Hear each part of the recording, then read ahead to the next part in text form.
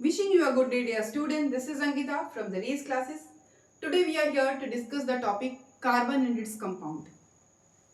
आप जैसा कि जानते हैं carbon and its compound class 10th का चैप्टर है और ये हमारे बाकी सारे चैप्टरों में सबसे इंपॉर्टेंट चैप्टर है। यहाँ से आप ऑर्गेनिक केमिस्ट्री को डीप में पढ़ने की तरफ आगे बढ़ेंगे, है ना। इसका मतलब कि ये वो बेस है जहाँ से आपको ऑर्गेनिक केमिस्ट्री के बारे में आपको इंट्रोडक्शन दिया जाएगा। केमिस्ट्री 3 पार्ट्स में डिवाइड होती है, जैसा कि आप पहले भी जानते होंगे, ऑर्गेनिक, इनऑर्गेनिक और फिजिकल केमिस्ट्री। तो हम आज एक बेस को स्टार्ट करने जा रहे हैं और यहाँ से हमारे बोर्ड में बहुत ज़्यादा से ज़्यादा क्वेश्चंस पूछते हैं। वो क्वेश्चंस क्या हो सकते हैं? वो क्वेश्चन नेमिंग से हो सकते हैं, IUPAC से हो सकते हैं, नॉमेनक्लेचर से हो सकते हैं, या फिर किस तरह के कोई भी कंपाउंड कौन सा चेन बना रहा है, या तो डबल बॉन्ड है, सिंगल बॉन्ड है, किस तरह का रिएक्शन उनके बीच में हो रहा है, ये सारे क्वेश्चंस इस चैप्टर से बनते हैं। और यकीन मानिए सबसे ज़्यादा जो क्वेश्चन का पैटर्न होता है वो यहाँ से होता है। जब आप पिछले पेपर को इवेलुएट करेंगे तो आप देखेंगे कि केमिस्ट्री में बाकी सारे जो चैप्टर्स हैं, जैसे chemical reaction, non metals, metallurgy, carbon and compound या फिर इन्वायरमेंट केमिस्ट्री, उसमें ये जो टॉपिक है वो हमारा सबसे इम्पॉर्टेंट है। तो बच्चों, हम इस टॉपिक को एकदम ध्यान से और कोशिश करेंगे कि जितने अच्छे से उसको समझ सकें। अगर आपको समझने में किसी भी तरह की कोई भी कठिनाई आएगी तो आप अपने क्वेरीज को कमेंट बॉक्स में पोस्ट कर सकते हैं, ठीक है। तो हम अपना चैप्टर स्टार्ट करने जा रहे हैं और चैप्टर का नाम क्या है? Carbon and its compound.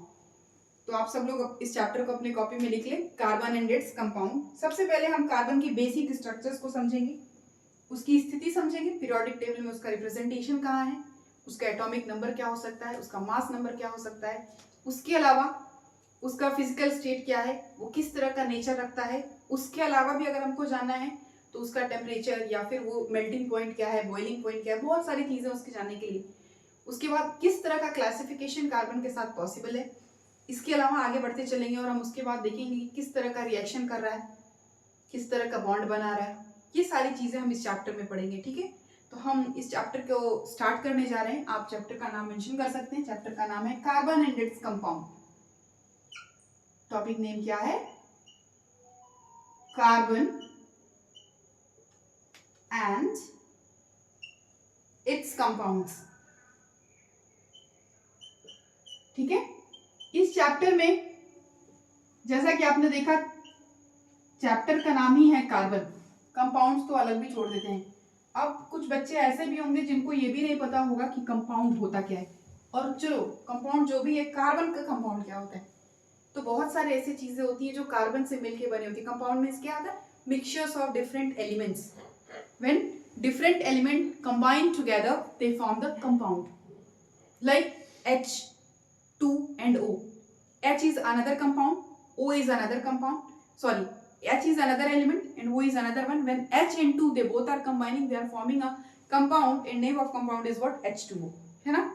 तो इस केस में आपने देखा कि हाइड्रोजन का एक अलग स्पेसिफिकेशन प्रॉपर्टीज है, ऑक्सीजन का एक अलग प्रॉपर्टी है, और जब हम इन दोनों को कंबाइन कर रहे हैं तो क्या बन रहा है? हमारा एक कंपाउंड बन रहा है। उसको हिंदी में बोलते हैं यौगिक, और वो उसको बोलते हैं H2O, ठीक है। इस चैप्टर को स्टार्ट करने से पहले चिल्ड्रन, सबसे पहले हम जानना चाहेंगे कार्बन को सेंटर में रख के।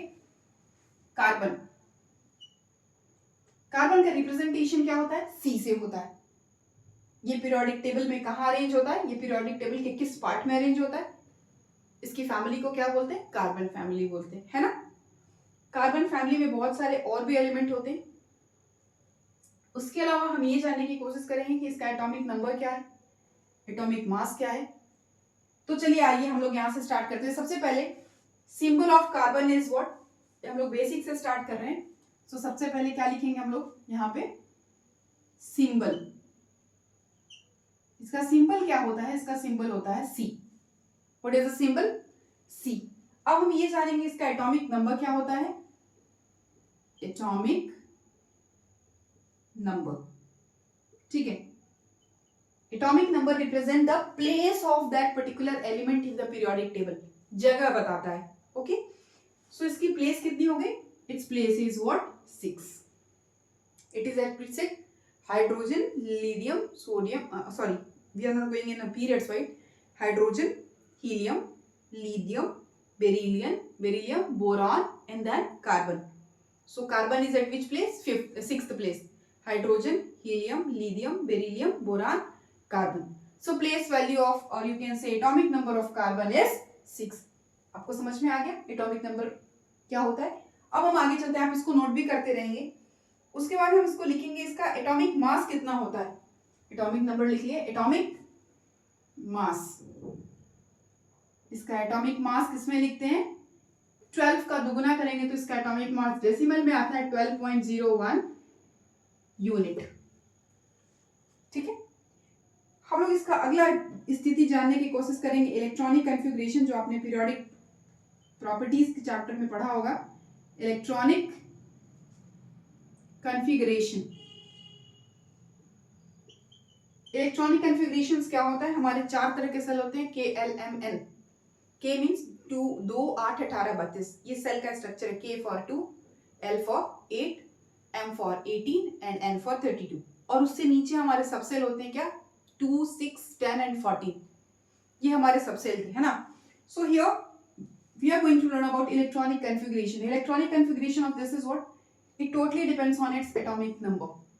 Atomic configuration किस पे डिपेंड कर रहा है, atomic configuration हमारे atomic number पे डिपेंड कर रहा है. तो atomic number हमारा कितना है, 6. तो हम ऐसा configuration बनाएंगे जैसे K और L. पहले सेल में हमारा कितना होगा, 2, और दूसरे सेल में हमारा होगा 4. ठीक है. L सेल में हमारा कितना होगा, 4. चूंकि कार्बन के पास एक ऐसी प्रॉपर्टी है, इसी नेचर की वजह से, कि कार्बन बाकी सारे चीजों से अलग नेचर दिखाता है. बाकी सारे अलग बॉन्ड दिखाएंगे, कार्बन हमारा अलग बॉन्ड दिखाएगा. इसका रीजन है कि कार्बन के पास जो लास्ट आउटर इलेक्ट्रॉन में हमारे ये है, लास्ट आउटर सेल में जो हमारे इलेक्ट्रॉन्स हैं वो कितने हैं, 4. और हम मैक्सिमम जो भी हमारे सेल में इलेक्ट्रॉन्स होते हैं, या तो 2 रख सकते हैं, 8 रख सकते हैं, 18 या 32. हायर को तो छोड़ दीजिए, maximum we are keeping octet को कंप्लीट करने के लिए हम लोग 8 को रखते हैं. इसके पास 4 है. ये हमेशा यथा स्थिति में बना रहता है. ये सोचता है कि क्या मैं 4 दूं या 4 लूं, मैं करूं तो करूं क्या. अगर मैं 4 दूंगा तो भी मेरा लॉस हो जाएगा, अगर मैं 4 किसी से लूंगा तो भी मेरा बहुत, मुझे एक इक्वल लेना पड़ेगा. इस स्थिति में कार्बन हमेशा जो भी रिएक्शन करके या जो भी कंपाउंड बनाता है किसी के साथ, वो हमेशा किस तरह का बॉन्ड बनाता है, कोवलेंट बॉन्ड बनाता है. आपने बॉन्ड पढ़ा होगा, इलेक्ट्रॉनिक बॉन्ड, कोवेलेंट बॉन्ड. तो कार्बन के कंपाउंड जो होते हैं वो किस तरह के, कार्बन कंपाउंड कोवेलेंट बॉन्ड बनाते हैं. जो कैसे बनते हैं, जो हमारे शेयरिंग से बनते हैं. समझ में आ गया कैसे बनते हैं, वो शेयरिंग ऑफ इलेक्ट्रॉन से बनते हैं. तो कार्बन हमेशा जिसके साथ भी अपना कंपाउंड बनाएगा वो किससे बनाएगा, शेयर करके बनाएगा. आप इसको नोट डाउन कर लीजिए. Now next, melting point. Melting point भी इसका ज्यादा होता है, और एटॉमिक रेडियस. इतना हम जानकारी यहाँ पे रखेंगे. इसका मेल्टिंग पॉइंट कितना होता है, इसका मेल्टिंग पॉइंट होता है 3800 केल्विन. 3800 केल्विन इसका मेल्टिंग पॉइंट होता है. Melting point 3800 kelvin. ठीक है. और इसका एटॉमिक रेडियस कितना होता है, atomic radius 77 picometer, or you can write it is represented with the symbol pm. It can be represented with the symbol pm. That means here we can write 77 picometer. ये हमारे carbon का basic चीज है जिसकी knowledge हमें होनी चाहिए थी. पहला सिंबल C होता है, एटॉमिक नंबर 6 होता है, एटॉमिक मास 12.01 यूनिट होता है, इलेक्ट्रॉनिक कॉन्फ़िगरेशन 2 और 4 होता है. इस इलेक्ट्रॉनिक कॉन्फ़िगरेशन की वजह से कार्बन हमेशा कौन सा बॉन्ड बनाता है, कोवेलेंट बॉन्ड या फिर शेयरिंग. उसके बाद इसकी melting point 3800 kelvin and its atomic radius is 77 picometer. Clear no. Now moving on the next part of yours, we will discuss about the nature of carbon atom. Carbon shows different nature. Carbon shows the nature of, you can say, tetravalency, shows the nature of catenation, as well as it shows different isomerism and all that I will let you know. So carbon shows the property of what, tetravalency. What is tetravalency? tetra pack हम लोग बोलते हैं. tetra means 4. Carbon के पास एक ऐसी property होती है जो एक कार्बन 4 अलग अलग एलिमेंट से जुड़ सकते हैं, या फिर से कार्बन अपनी चारों बाउंड्री चार अलग अलग एलिमेंट से शेयर कर सकते हैं, that is called your tetravalency. दूसरा सवाल ये बन सकता है कि कोई आपसे पूछेगा कि ये बताओ कि कार्बन हमारा ऑर्गेनिक कंपाउंड है कि inorganic compound. So always your answer is what? Carbon is an organic compound. Clear? Understood? So let's discuss the second part of that. That will be your nature of carbon. I hope you have noted down these important things. Next is your what? Yeah, nature of carbon. Your heading will be nature of carbon atom. Please note it down.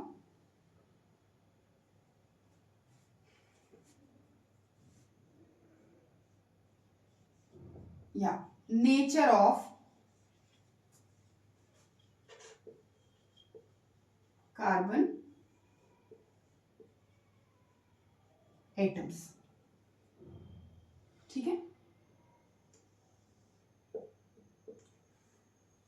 ना। Carbon के पहला nature हमारा क्या होता है? So first nature of carbon is your tetravalency. और जैसा कि मैंने अभी इलेक्ट्रॉनिक कॉन्फ़िगरेशन में दिखाया कि कार्बन के लास्ट सेल में कितने इलेक्ट्रॉन होते हैं? 4, K and L. Clear? Tetravalency. So how much it have electron in the last cell?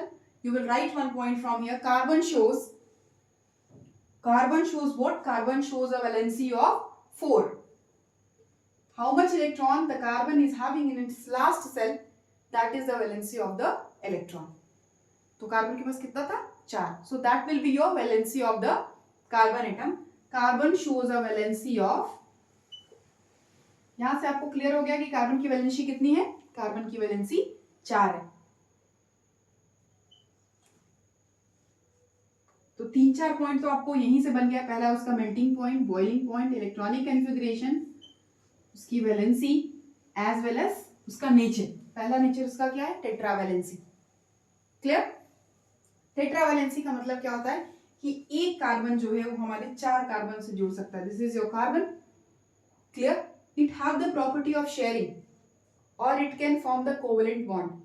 जब कोई किसी के साथ शेयर करता है तो वो क्या करता है? उसके पास जो कुछ भी होगा वो किसी को देने की कोशिश करेगा। क्लियर? तो कार्बन के पास जो भी हमारी टेंडेंसी है, it have the tendency to combine with 4 different element. ये जहां पे भी रहेगा इसके इर्द गिर्द 4 अलग अलग एलिमेंट हमेशा क्या होंगे? आएंगे और जुड़ेंगे।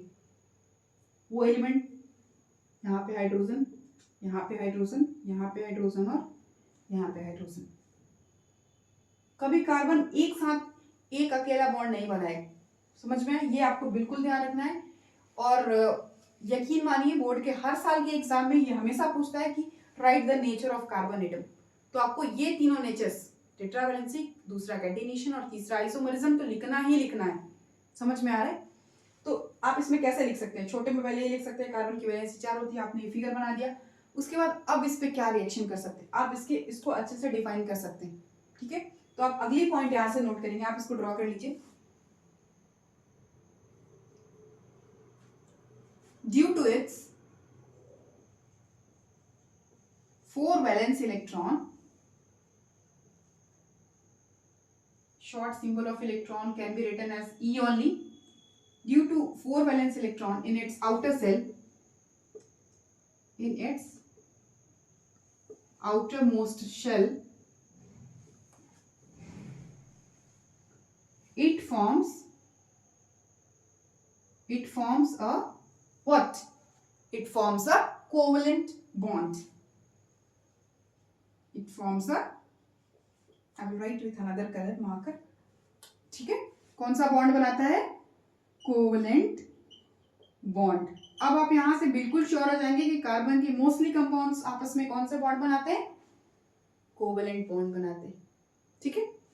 तो आप इसको अंडरलाइन कर दीजिए। इसकी 4 वैलेंस नेचर की वजह से ये हमेशा कंफ्यूज रहता है कि मैं किसी को दूं या किसी से लूं। लेकिन ये क्या करता है? ये किसी से लेता नहीं, बल्कि इट स्टार्ट ना देता है ना लेता है। ये क्या करता है? अपने आप को शेयर कर देता है, और जिसकी वजह से इसके बीच में जो बॉन्ड बनता है वो कौन सा बॉन्ड है? Covalent bond. Clear? So please note it down. Now next point. What type of compound it will form? That means last point you will write. Compounds of carbon are formed with, अगली point यहाँ पे आप लिख सकते हैं note डाल के, compounds of carbon are formed with, ये किसके साथ रिएक्शन कर सकता है? ऑक्सीजन, पहले hydrogen, oxygen, nitrogen, sulphur, etcetera. Not only these two, many more are there. Hydrogen, oxygen, nitrogen and sulfur. These all are the short form of yours which you are going to represent. Clear?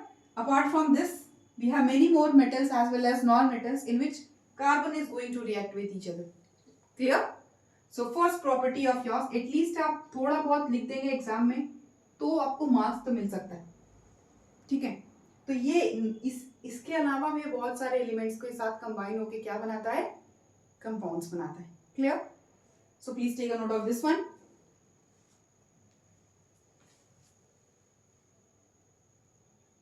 Now next property of carbon is what? I hope you have done. Yeah. Next property of carbon is catenation.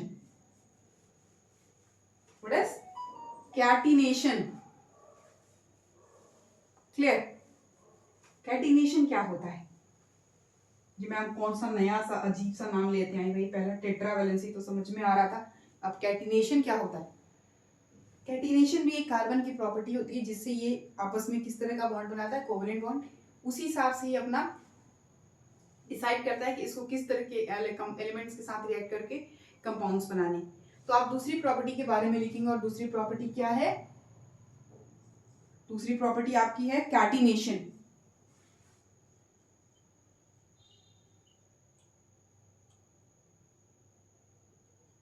Clear? अब हम इसको कैसे आपको define करेंगे? आप heading डाल सकते हैं. कार्बन की एक प्रॉपर्टी होती है, जैसा कि मैं बार बार आपको बता रही हूँ कि अब कार्बन की क्या प्रॉपर्टी होती है आपके दिमाग में बैठ जाना चाहिए. कार्बन की प्रॉपर्टी ये होती है कि कार्बन हमेशा कोवेलेंट बॉन्ड बनाता है. सो आप यहाँ पे लिख सकते हैं carbon has a property, carbon has a property to form, property to form regular covalent bond. Regular covalent bonds. Regular covalent means obviously it is forming only covalent bonds with other atom or with other elements. Self linking property भी इसको बोलते हैं. क्या बोलते हैं? Catenation को self linking property. I will write here in bracket only, I will write. Clear? With this it is also called your self linking. ठीक है, clear? Carbon has a property to form regular covalent bonds with other elements. उसके अलावा इसकी क्या property होती है? उसके अलावा इसकी क्या प्रॉपर्टी हो सकती है? ठीक है, तो इस कार्बन जो होता है जब किसी भी एलिमेंट्स के साथ कंबाइन होगा, चाहे वो ऑक्सीजन हो, चाहे वो हाइड्रोजन हो, चाहे वो क्लोरीन हो या फिर सल्फर हो, वो अपने चारों जो उसके चार अलग अलग पार्ट्स थे जिसमें वो शेयर करने के लिए, वो उन्हीं से शेयर करेगा. क्लियर? तो आपका अगला डेफिनेशन यहां तक आपने लिख लिया है.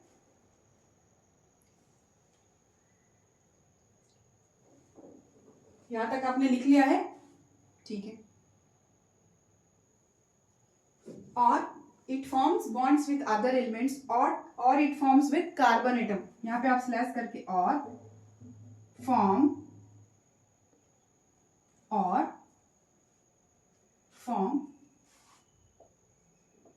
bonds with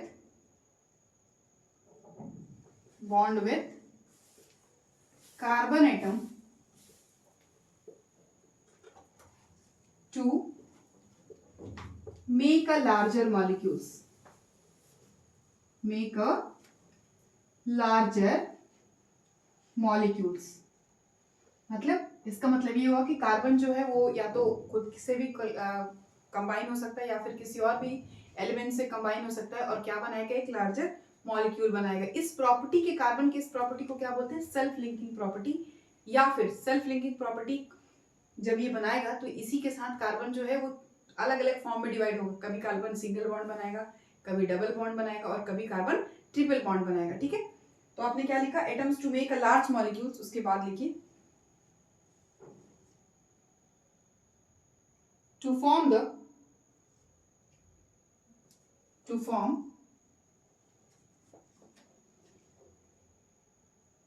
long chains of carbon. Combine होके क्या बनाएगा? कार्बन की लंबी चेन। अब ये हमें ये नहीं बता रहे कि चेन कैसा होगा। चेन हमारा सिंगल भी हो सकता है, डबल बॉन्ड भी हो सकता है, साइक्लिक भी हो सकता है, या फिर रिंग स्ट्रक्चर का भी हो सकता है। ठीक है, तो आप यहां तक नोट कर लीजिए, उसके बाद हम आगे लिखते हैं।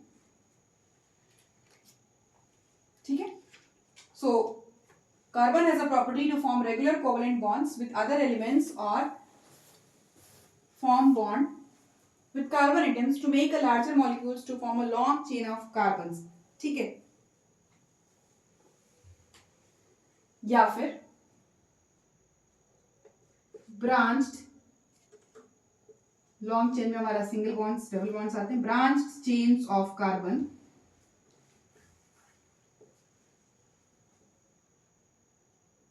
as well as ring shape of carbon, ring chains of carbon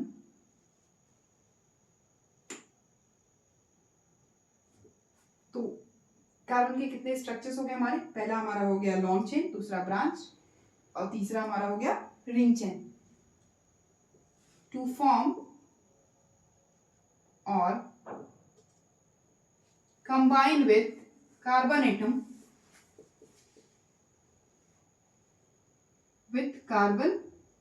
atom this property of carbon, carbon की यही प्रॉपर्टी कि कार्बन सिंगल बॉन्ड के साथ भी जुड़ सकता है, डबल के साथ भी जुड़ सकता है, रिंग के साथ भी जुड़ सकता है, साइक्लो के साथ भी किसी के साथ भी जुड़ सकता है। इस प्रॉपर्टी को हम लोग क्या बोलते हैं? सेल्फ लिंकिंग या फिर कैटिनेशन। टू फॉर्म और combine with carbon atoms this property of carbon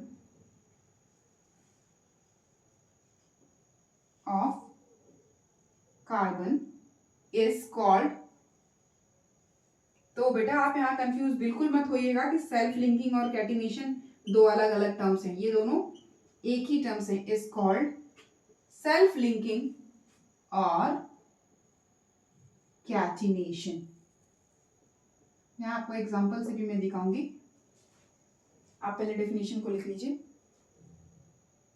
ठीक है, आप अपने से बना के भी लिख सकते हैं, इसमें कोई हार्ड एंड फास्ट रूल नहीं है। क्या आपको समझ में आ गया कैटिनेशन क्या था? कार्बन के पास एक ऐसी प्रॉपर्टी होती है जो कार्बन किसी के साथ भी single double triple ring structures का शेप बना सकता है। कार्बन की इस प्रॉपर्टी को क्या बोलते हैं? सेल्फ लिंकिंग प्रॉपर्टी या फिर कैटिनेशन। एग्जाम्पल के तौर पे आप क्या देखेंगे? जैसा कि कार्बन, मैं इसको मिटाने जा रही हूँ, या आप एक एग्जाम्पल लिखेंगे यहाँ पर। एग्जाम्पल में आप एक कार्बन का सिंगल चेन, जैसा कि आप जानते होंगे पहले भी थोड़ा बहुत जो भी आपके पास नॉलेज होगा, हमारे पास तीन तरह के बॉन्ड्स बेसिकली हम पढ़ते हैं, सिंगल बॉन्ड, डबल बॉन्ड और ट्रिपल बॉन्ड। सिंगल बॉन्ड में कार्बन कार्बन के साथ सिंगल एक बॉन्ड से अटैच होता है, जहां डबल बॉन्ड होता है कार्बन कार्बन के साथ डबल बॉन्ड से अटैच होता है, और जहां ट्रिपल बॉन्ड होता है कार्बन कार्बन के साथ कुछ ऐसे एलिमेंट्स होते हैं जैसे नाइट्रोजन नाइट्रोजन, ये आपस में ट्रिपल बॉन्ड्स बनाते हैं। तो आपस में जब वो ज्वाइन होंगे तो वो ट्रिपल बॉन्ड से ज्वाइन होते हैं। तो यहाँ पे हम आपको कुछ एग्जाम्पल दे रहे हैं। एग्जाम्पल में पहला क्या है कि कार्बन जो है,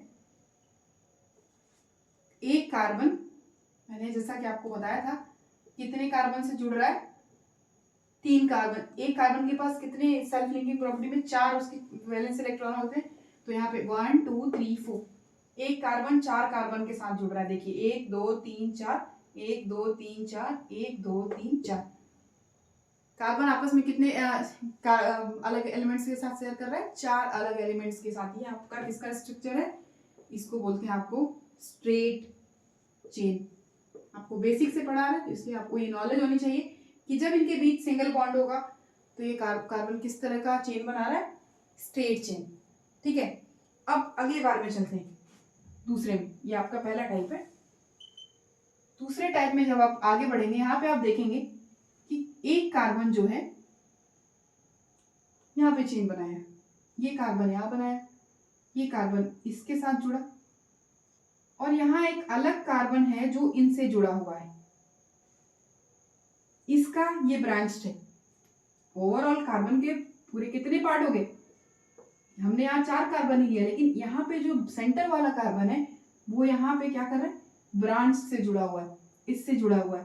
तो ये जो हमारा स्ट्रक्चर है वो हमारा ये स्ट्रक्चर नहीं है, ये हमारा स्ट्रेट चेन का स्ट्रक्चर है, और ये हमारा किसका स्ट्रक्चर है? ब्रांच्ड चेन का स्ट्रक्चर है, ब्रांच्ड चेन। ये मेन से एक सब आके जुड़ा हुआ है, तो ये आपका क्या हो गया? ब्रांच्ड चेन का स्ट्रक्चर।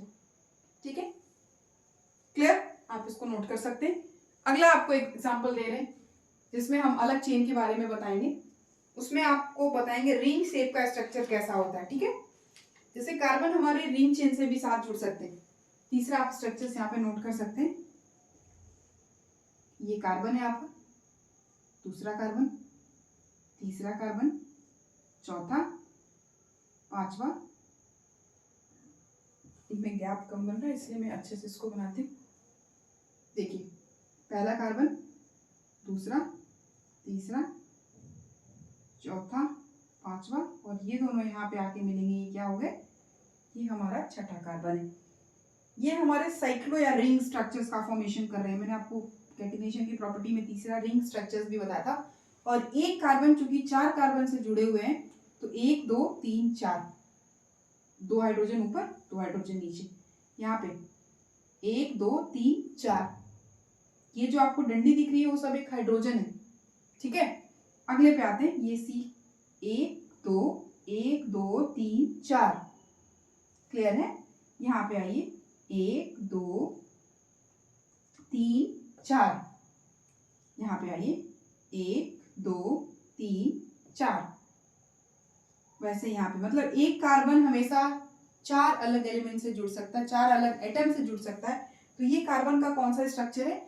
ये आपका कार्बन का रिंग स्ट्रक्चर है। मैंने 3 आपको अलग अलग स्ट्रक्चर बताया एग्जाम्पल के थ्रू। पहला स्ट्रेट, दूसरा ब्रांच, और तीसरा रिंग स्ट्रक्चर। क्लियर? इसके बाद हम कार्बन की तीसरी प्रॉपर्टीज की तरफ चलते हैं। वो कार्बन की प्रॉपर्टी है कौन सा? आइसोमेरिज्म। आप इसको पहले नोट कर लीजिए। अब मुझे नहीं लगता कि आपको कोई भी प्रॉब्लम होगी जब आपको कोई डिस्टिंग्विश करने के लिए बोलेगा, डिफरेंस फाइंड करने के लिए, that what is the difference between straight branched and ring structure. Easily you can find ring structure, it is also called your ring chain, branch straight structure, or you can write ring chain.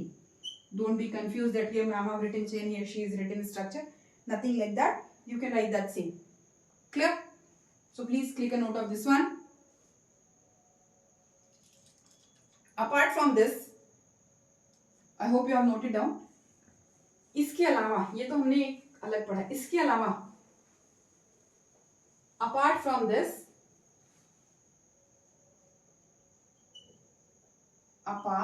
this, carbon have a property to form double or triple bond. What it have the property? Apart from this, carbon have a tendency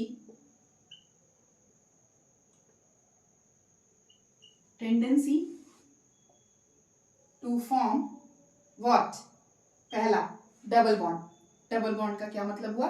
carbon carbon के बीच हमारा कौन सा bond होना चाहिए? Double bond होना चाहिए। ठीक है, पहली प्रॉपर्टी हो गई। ये कार्बन हो गया, एक ये कार्बन हो गया यहाँ, इनके साथ ये जुड़े, इनके साथ ये जुड़े।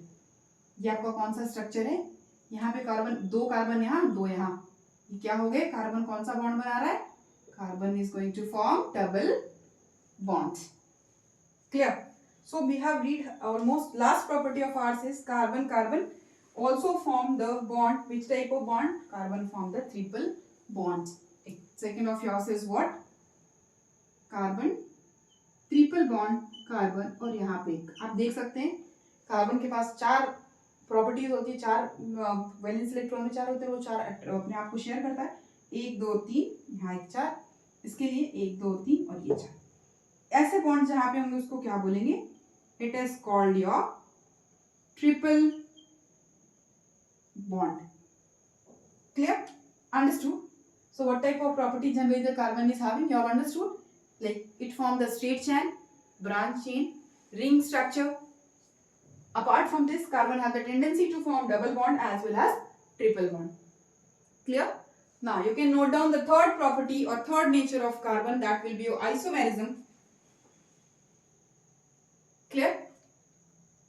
Now I am going to erase this one and write the last heading of this, that will be your isomerism.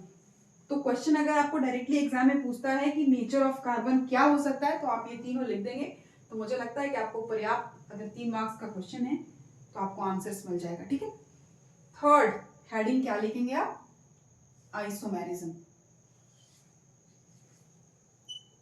Isomerism heading note करिए. Isomerism. When we are going to write the definitions, what we are going to write? Organic compounds. Organic compounds. As you know, carbon is also the best example of organic compounds. Organic compounds which have same molecular formula. Same molecular का formula का मतलब उसका जो structure होगा वो अलग हो सकता है, लेकिन उसका जो molecular formula एक्चुअल में जो compounds का combination होगा वो same होगा. Organic compounds which have, ये definition आपको कभी कभी डायरेक्ट पूछ देता है, define isomerism with example. Organic compounds which have same molecular formula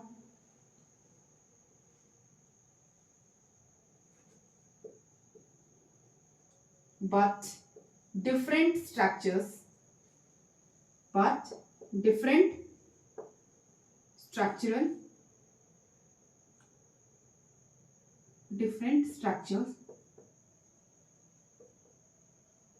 यहां तक तो आपको लिखना ही लिखना है. दोनों चीज क्या अलग होती है इसकी? स्ट्रक्चर्स. और क्या सेम होता है? Same molecular formula. ठीक है. Organic compounds which have same molecular formula but different structures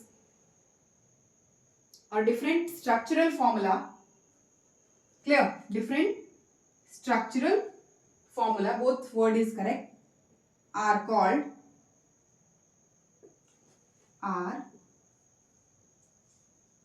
as isomerism. क्या बोलते हैं इसको? आइसोमेरिज्म. इस डेफिनेशन को आप एकदम अच्छे से याद कर लीजिए, आइसोमेरिज्म क्या होता है. क्लियर? अब हम आपको यहाँ पे एक एग्जांपल देंगे, उससे आपको ये दिखाएंगे कि आप कैसे इसको क्लासिफाई कर सकते हैं या फिर कैसे ये डिफाइन कर सकते हैं कि इनका स्ट्रक्चर अलग है. एग्जाम्पल, जैसे हमने मॉलिक्यूलर फॉर्मूला लिया C2H6O. Example, molecular formula of C2H6O. Clear? यहां पे ये तो हमारा मॉलिक्यूलर फॉर्मूला हो गया. CH3 एक साइड कंबाइन करें, CH बीच में हमने O लगाया और यहाँ हमने लगाया CH3. अब यहाँ पे देखिए, यहाँ पे कितने कार्बन है? 2. एक ये कितने हो गए? 2. यहाँ पे कितने हाइड्रोजन है? 6. 3 यहाँ 3 यहाँ, 3 N 3 6. ना बीच में हमने क्या लगा दिया? ऑक्सीजन. ये हमारा पहला स्ट्रक्चर है. आप इसको नोट डाउन कर लीजिए. अगर आप इसका नाम बता सकते हैं तो और अच्छा होगा. CH3O, CH3 का नेम क्या होगा? क्या नेम है उसका?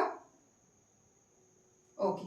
अगला स्ट्रक्चर हम यहाँ पे बना रहे हैं जो कि ऐसे बनेगा, CH3 CH2OH. दोनों के अलग अलग नाम है. यहाँ पे आपका दूसरा ग्रुप जुड़ा हुआ है, O, कीटोन ग्रुप जुड़ा हुआ है, और यहाँ पे कौन सा ग्रुप जुड़ा हुआ है? OH group. मैं अभी आपको ग्रुप के बारे में भी, जब ऑर्गेनिक कंपाउंड्स के ग्रुप को क्लासिफाई करेंगे तो मैं आपको बताऊंगी. OH को हमारा एल्कोहल ग्रुप बोलते हैं. यहाँ पे भी O लगा, ये हमारा कौन सा ग्रुप है? कीटो. तो यहाँ पे हमारा क्या बनेगा? O हमारा यहाँ पे कौन सा? ROR. R is your alkyl group. This R is your alkyl group and O is your ether group. This is your which group? Alcohol group.